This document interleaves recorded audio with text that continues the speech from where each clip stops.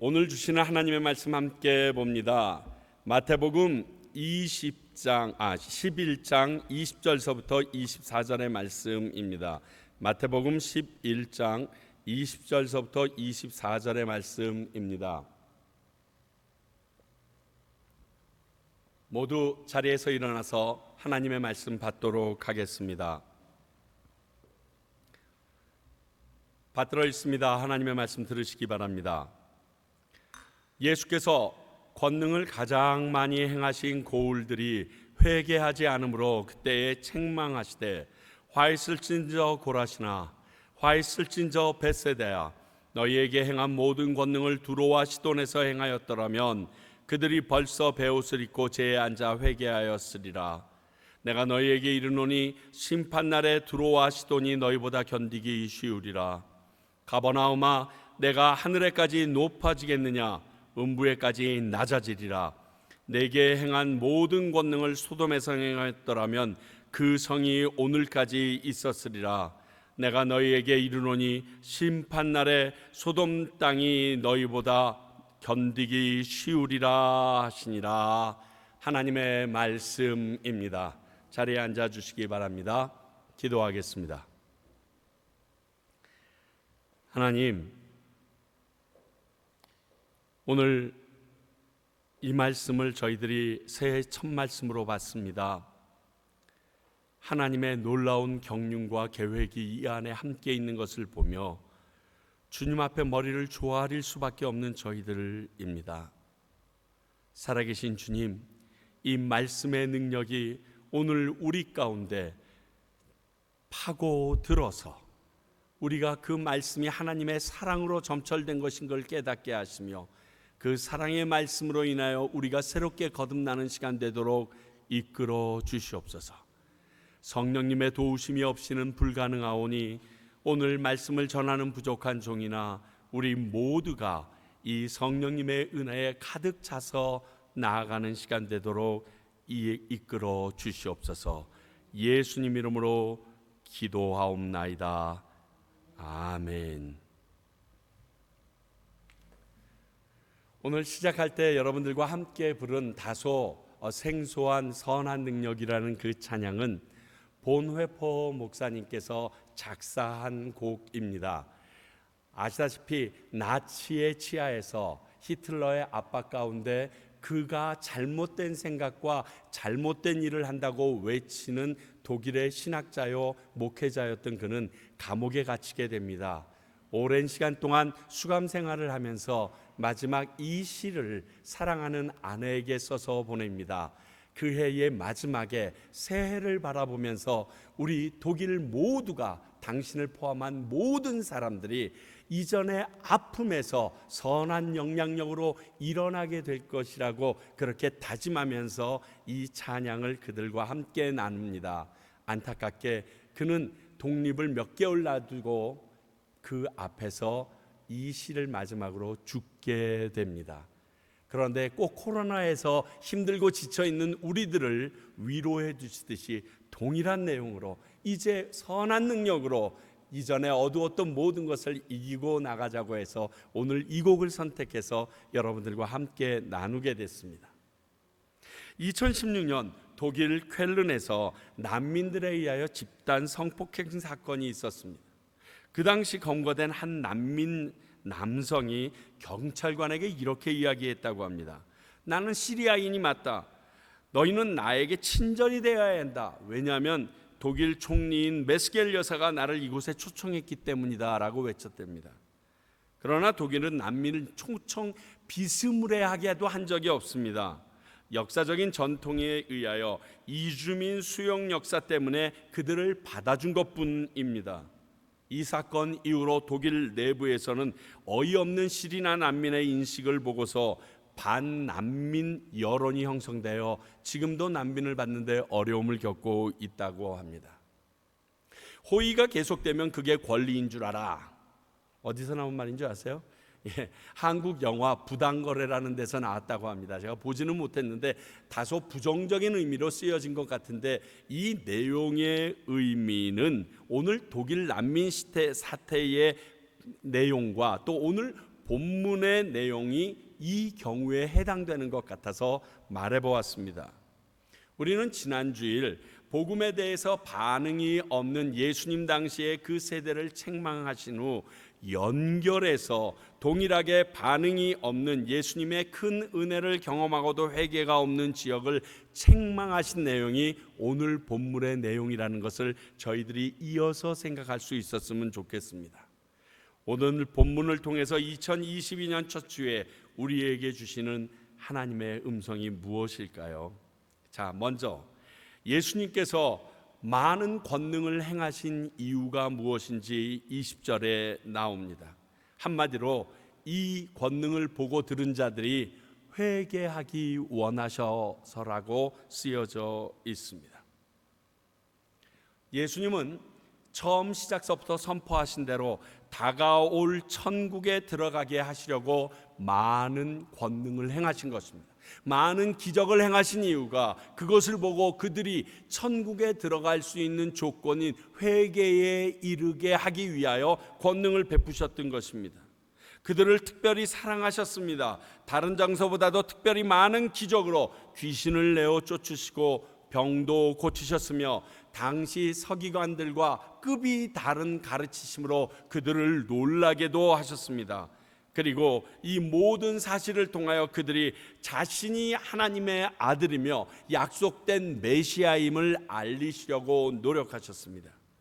그러나 그들은 예수님을 구주로 영접하기보다는 나의 필요를 채워줄 그러한 단순한 존재로 여기고 다가갑니다. 결국 복음 그 자체이신 예수 그리스도를 받아들이지 못한 것입니다. 그 누구도 자기 자신을 스스로 구원에 이를 수가 없습니다. 그래서 하나님의 말씀을 듣지 않는 이들에게 아들이신 예수님을 보내주신 것입니다. 그들에게 가르치신 대로 대속 제물로 흠 없는 어린 양 대신 아들을 주신 것입니다. 그 피로 레위기에 약속했던 그 대속을 이루시기 위하여. 그런데 그 누구도 예수님을 이 어린 양 대속 제물로 인정하지 않았던 것입니다. 그러므로 그 모든 사람들이 구원도 받지 못했던 것이죠. 아시는 것처럼 죄인이 회개가 없이는 구원을 받을 수 없는 것은 당연합니다. 세례 요한도 예수님도 이 땅에 와서 외친 첫 번째 선포는 회개하라, 천국이 가까이 왔다, 바로 이것이었습니다. 이 말은요, 당시 이스라엘이 죄악으로 인하여 심판받을 위기에 처해 있다라는 의미로 해석할 수도 있습니다. 실제로요, AD 70년 로마의 티투스 장군에 의하여 예루살렘이 멸망하고 돌 위에 돌 하나도 남지 않습니다. 이 이후에 회복을 위하여 간헐적으로 독립운동이 전쟁이 있었으나 한 번도 이루지 못하여서 결국 1948년 5월 14일 영국의 위임 통치가 끝나고 독립될 때까지 약 2000년 동안 이스라엘 백성들은 유리방황하며 디아스포라로 온 세계에 흩어져서 나라 없는 민족으로 살아가게 됩니다. 1967년 3차 중동전쟁, 즉 우리가 잘 아는, 제가 아주 진짜 유치원 다닐 때서부터 들었던 그 6.1 전쟁을 통하여 지금의 영토와 모든 권리를 확증하게 되었을 때까지 그들은 나라 없는 백성으로 2000년 동안 유리방황합니다.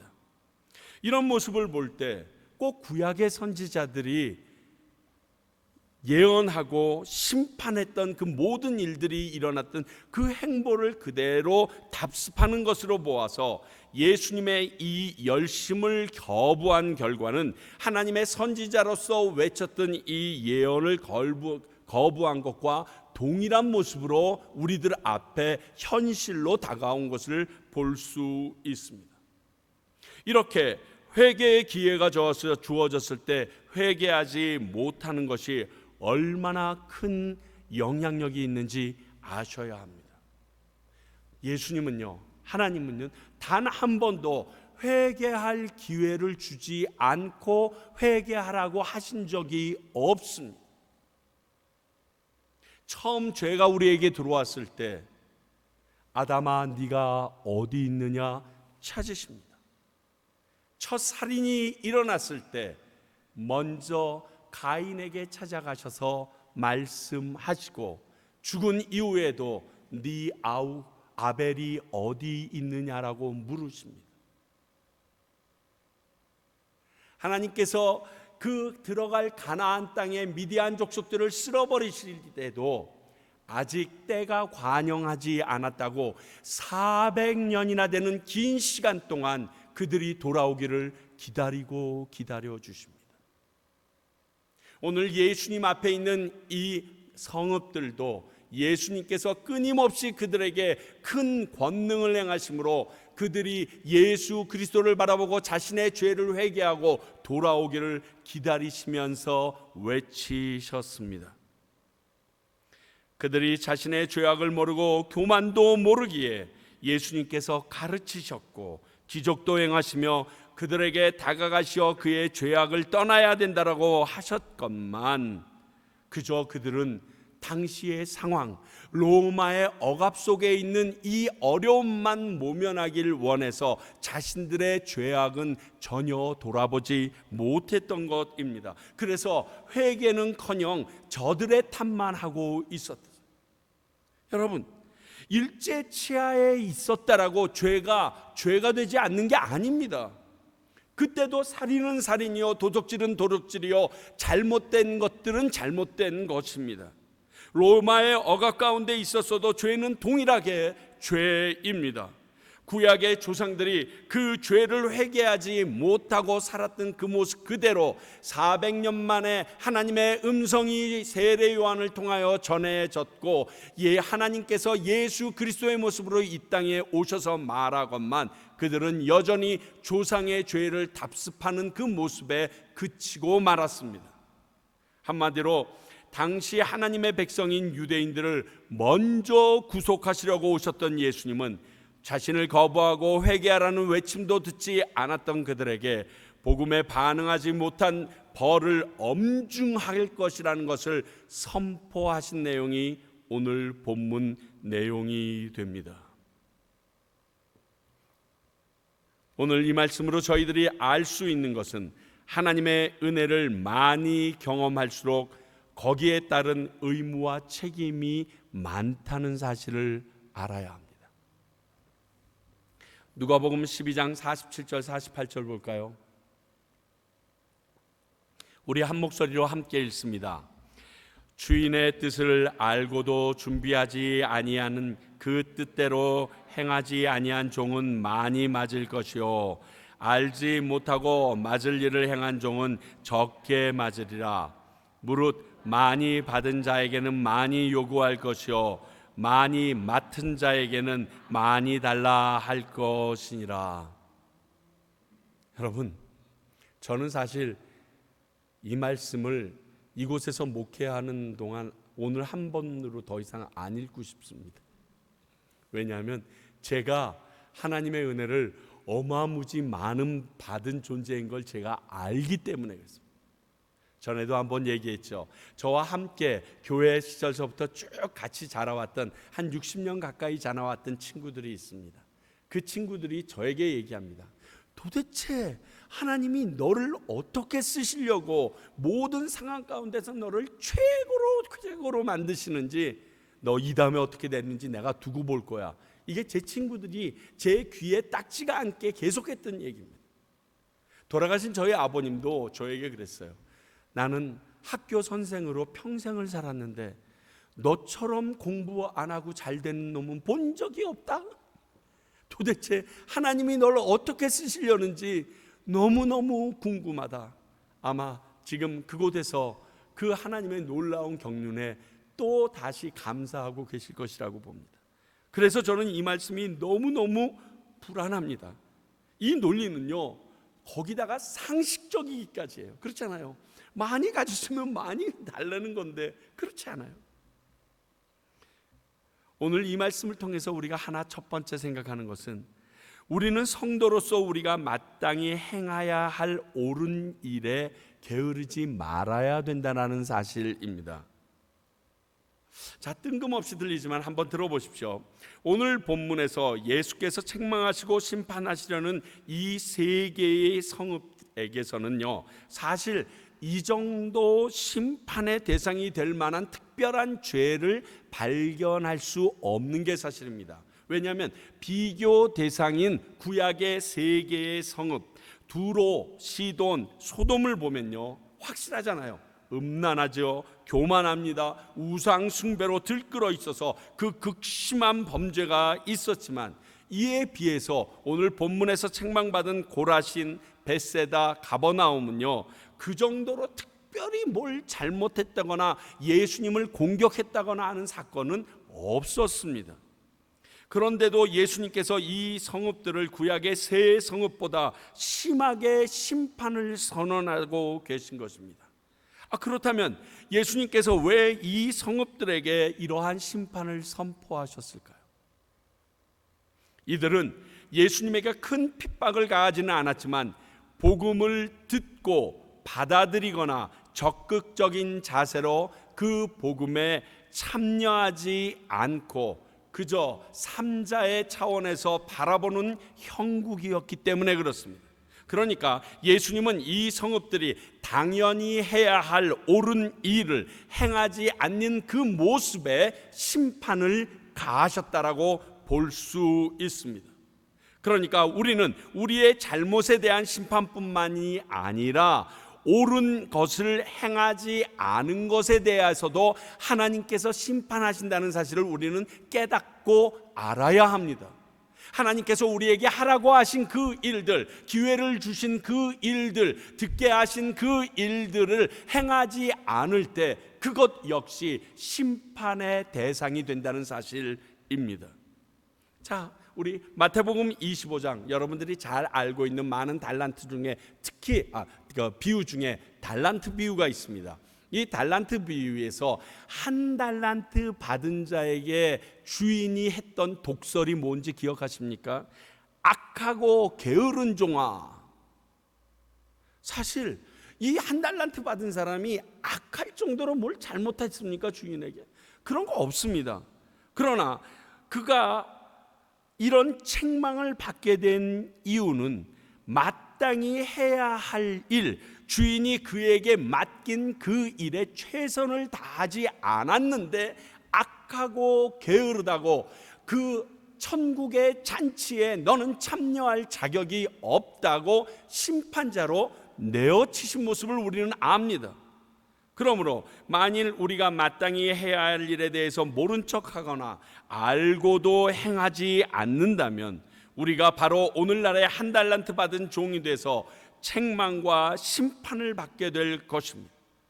이것이 이 세 성읍이 책망과 심판을 받게 되는 또 다른 이유인 것을 알아야 합니다. 여러분, 우리가 도와줘야 할 사람, 우리가 복음을 전해야 할 사람, 우리가 선을 베풀어야 할 사람, 우리가 용서해야 될 그 사람, 그리고 사랑해 주어야 될 그 대상을 알고도 모르는 척 스쳐 지나간다라면 이 일도 하나님께서는 오늘 가버나움을 책망하듯이 우리에게 책망하실 것을 아셔야 합니다. 또 하나 생각해 보는 것은 말씀을 많이 듣고 기적을 많이 봤다고 변하지 않는다는 사실입니다. 만약 이 놀라운 기적을 보고 이 많은 것들을 들었다면 이미 이스라엘은 통째로 구원받았어야 맞습니다. 우리는 죄를 좋아하는 죄인들이기 때문에 회개하는 것을 좋아하지 않습니다. 죄를 싫어 얘기하면서도 그 죄가 빠져나갈 때 또 다시 죄를 짓지 못한다는 불안감이 엄습할 정도로 죄에 익숙한 게 우리 인간들입니다. 제가 과테말라 와서 잘못하고도 변명으로만 늘어놓는 이 현지인들을 보면서 굉장히 의아했습니다. 시대적인 상황이 스페인 사람들에게 억압으로 눌려 있을 때 잘못했다고 말하면 죽임을 당하기 때문에 그랬다는 설이 있지만, 어찌되었든 쏘리라는 말을 너무 하지 않습니다. 잘못했으면 잘못했다 그래야 되는데 어떻게든 빠져나가려고 숑숑거리니까 더 화가 나게 합니다. 근데 그게 내 모습이에요. 우리 인간들의 모습이라는 것입니다. 예수님의 말씀대로 해서 많은 물고기를 잡는 기적을 행했던 베드로가 있습니다. 누가복음 5장 8절에서 그는 이렇게 행동합니다. 시몬 베드로가 이를 보고 예수의 무릎 아래 엎드려 이르되 주여 나를 떠나소서 나는 죄인이로소이다. 기적을 보고 이렇게 베드로처럼 반응한 성경의 인물들이 몇 명이나 되시는 줄 아십니까? 너무 적습니다. 예수님의 기적의 양에 비해서 이렇게 자기 스스로가 죄인이라는 것을 깨달은 사람의 수는요, 손가락으로 꼽기도 안 될 정도로 적습니다. 오늘 본문의 이 세 성읍과 비교된 두로와 시돈 그리고 소돔은 그들이 큰 죄악의 도시이었지만 하나님의 아들이신 예수님을 직접 보거나 경험하지 못한 곳입니다. 그래서 오늘 이 세 성읍들이 더 큰 책망을 받게 되는 것입니다. 그뿐만 아닙니다. 마태복음 16장 1절, 바리새인과 사두개인들이 와서 예수를 시험하여 하늘로부터 오는 표적 보기를 청하니, 마태복음 16장 정도 되면요, 이미 보여줄 표적 거의 다 끝난 상태입니다. 이제 조금 있으면 예수님 십자가에 달려야 되는데 보여줄 것 다 보여줬는데 또 와서 표적을, 기적을 보여달라고 합니다. 이들이 여기 써 있는 말씀처럼 시험하여, 그러니까 예수님을 믿기 위하여 표적을 요구한 게 아닙니다. 그들의 마음속에 이러한 생각까지 아시고 주님께서 그들에게 얘기하신 적이 한두 번이 아닙니다. 저는요, 내 마음을 누가 읽어서 나에게 당신 지금 이렇지 이러면요 화들짝 놀라겠어요. 그래서 너무 놀랍고 두렵고 어떨 때는 그 내용들이 너무 창피해서 얼굴 붉어져서 감히 나서지도 못할 것 같아요. 그런데 이들은 뻔뻔해요. 그러고도 계속 욕해요. 이런 사건이 성경에 얼마나 많이 나타나 있는 것을 볼 수 있습니까? 기적을 보고 사람이 변한다고요? 그것도 은혜 안에 있을 때만 가능한 겁니다. 아무에게나 주어지는 축복이 아닙니다. 그런데 지금이 말씀에 관한 한 이런 세대라는 것을 우리는 아셔야 합니다. 제가 살아오면서 지금부터 30년 전만 해도요, 삐삐 시대였어요. 상상도 못했습니다. 제가 섬기는 교회 갔더니 처음에는 삐삐를 보급해 주더라고요. 그래서 어느 곳에서나 연락이 오면 교회에 연락해서 그 연관성을 갖게 하라고. 그러더니 광역 삐삐라는 게 나왔어요. 옛날에는 서울만 됐는데 제주도에 가도 연락이 옵니다. 그러더니 조금 있으니까 핸드폰이라는 게 나옵니다. 그러니까 그걸 다 보급해 줍니다. 그 핸드폰을 가지니까 이제 다이렉트로 오다를 받고 그리고 잘못된 일들을 이야기해야 되고 내 계획을 알려줘야 됩니다. 그래도 외국에 나가면 좋았습니다. 그런데 어느 날 정말 생전 처음 보는 요만한 까만, 그게 컴퓨터라고 노트북을 하나씩 놓아주더라고요. 그 이후로 전 세계 어디로 가도 회의 시간에 다 동참해야 되는 엄청난 족쇄가 되는 것을 알았습니다. 그게 30년 전만 해도 꿈꿀 수 없었던 일이에요. 아무 데서나 전화를 하다니요. 미국에 와서 전화 한번 하려면 25센트짜리 무겁게 들고서 계속 집어넣으면서 전화해야 됐는데 돈 1원도 안 들리고 이제는 어머니랑 같이 마주 얼굴을 보면서 전 세계 어디를 가든지 통화할 수 있어요. 인터넷으로 연결돼서 상상도 못했던 일들이 일어나고 혜택도 누리게 됩니다. 그런데 예수님이 재림하신 것도 아닌데 죄를 짓고 어디도 도망갈 수 없다는 사실도 알죠. 자판 몇 개만 누르면 그 사람이 뭘 하고 다녔는지 바로 다 떠버리는 게 지금 세상의 현실입니다. 더불어 전 세계의 설교자의 설교도 이와 동일한 방법으로 다 들을 수 있게 된 게 지금 상황입니다. 예를 들자면 오늘 본문을 여러분 검색창에 딱딱 쳐보십시오. 100만 6천 개의 이에 관련된 설교나 본문이나 그 모든 논문들이 쫙 뜹니다. 설교하는 목회자들도 이 설교를 준비하면서 자칫하면 표절 시비에 휘말릴까 봐 그것에 신경 써야 될 시대가 지금의 시대입니다. 그래서 아예 설교를 준비할 때 아무것도 안 보고 먼저 대지를 결정한 다음에 하게 되는 그러한 버릇이 생겼습니다. 아니면 내가 했고 났는데도 그 내용이 있더라고요. 나만 생각하는 게 아니더라고요. 그게 나보다 이전 사람들이 했으면 표절이 되는 거고요. 이후 사람들이 하면 그 사람이 표절이 되는 거니까 말씀 전하는 것도 옛날만큼 용이하지만 어려워진 것이 지금의 사실입니다. 이 말은 어디서나 언제든지 말씀을 취사 선택하여 들을 수 있는 시대가 되었다는 게 지금 세상의 현실입니다.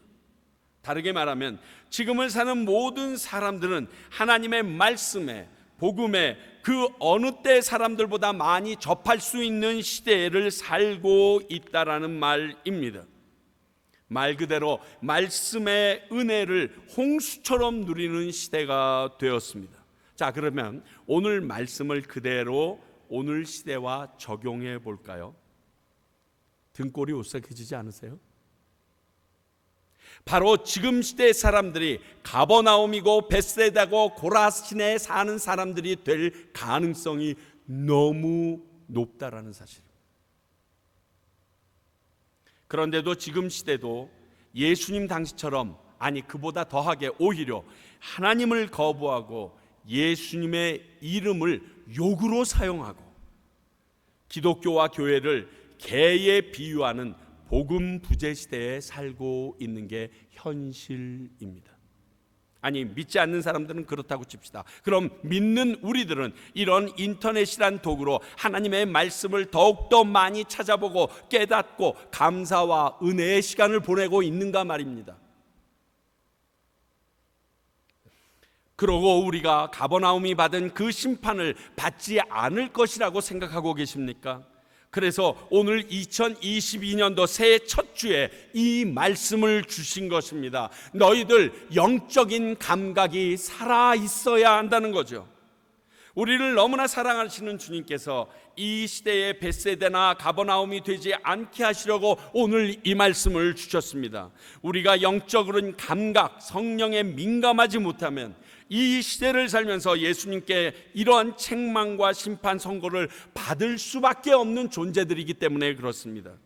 기억하실 것은 예수님은 우리가 영원한 생명을 얻게 하기 위하여 이런 말씀을 오늘 주셨다는 사실입니다. 우리 부모님들이 스스로 자기 종아리를 때리는 심정으로 우리를 너무 사랑하시고 너무 안타깝기에 오늘 이 말씀을 하고 계신 것입니다. 여기에서 그분의 사랑을 보아야지 징계와 심판을 보는 것은 성도로서의 바른 시각이 아닙니다. 영적인 감각이 살려면 은혜가 은혜인 줄 아는 감각이 살아나야 합니다. 여러분 배은망덕이라는 사자성어 아십니까? 은혜를 잊고 배신했다 이런 뜻입니다.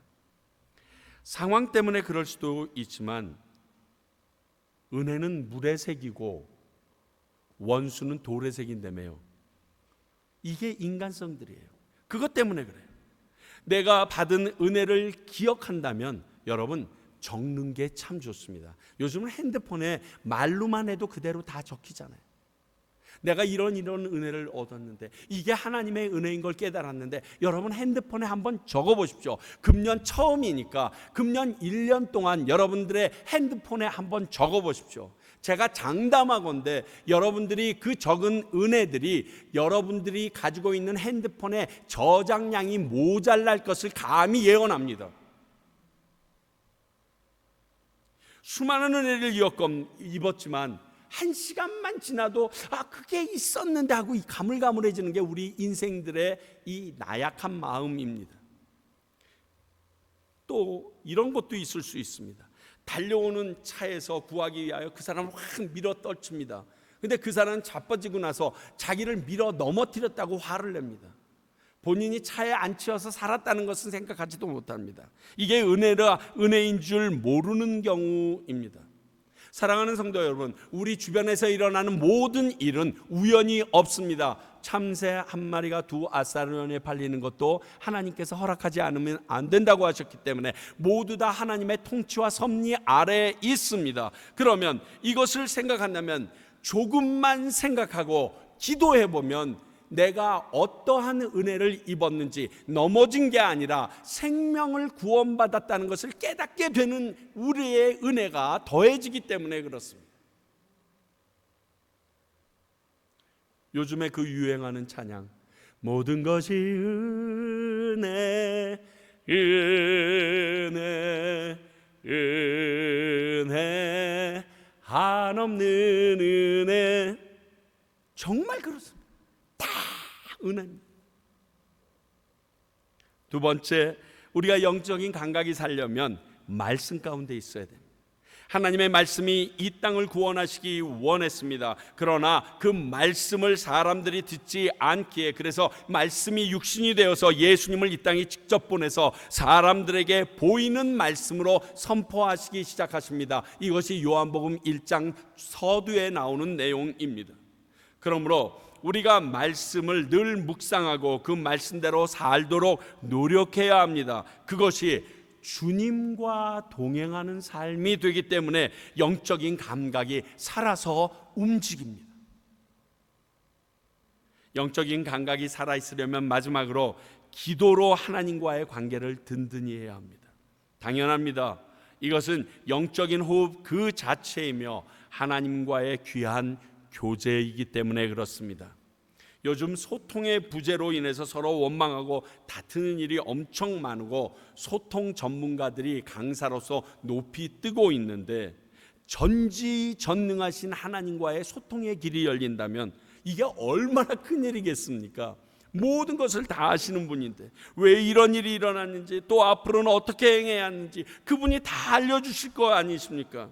그분과 나누는 이런 귀한 소통의 방법이 이 기도이기 때문에 우리의 영적인 감각을 살려주는 것은 기도라고 감히 말씀드릴 수 있습니다. 이런 영적 감각이 살아나야 하나님의 백성으로 이 땅을 살아갈 수 있는 길이 열림을 우리에게 알려주시기 위하여, 우리가 두로와 시돈, 가버나움처럼 심판받지 않게 하시기 위하여서 오늘 이 말씀을 새해 첫 말씀으로 우리에게 주셨습니다. 그 말씀 깊이 깨닫고 살아가는 저와 여러분이 되시기 바랍니다. 기도하겠습니다. 하나님 아버지, 감사합니다. 우리에게 이렇게 귀한 말씀 주심에 저희들이 어찌할 바를 모르겠습니다. 주님, 이 말씀을 듣고 마치지 말게 하시고 이 말씀을 들은 대로 살아나가는 저희들 되어지게 하여 주시옵소서. 그 능력이 주님께 있음을 아오니 오늘 간절히 소원하는 자들마다 성령으로 넘치게 덮어 주시옵소서. 예수님 이름으로 기도하옵나이다. 아멘.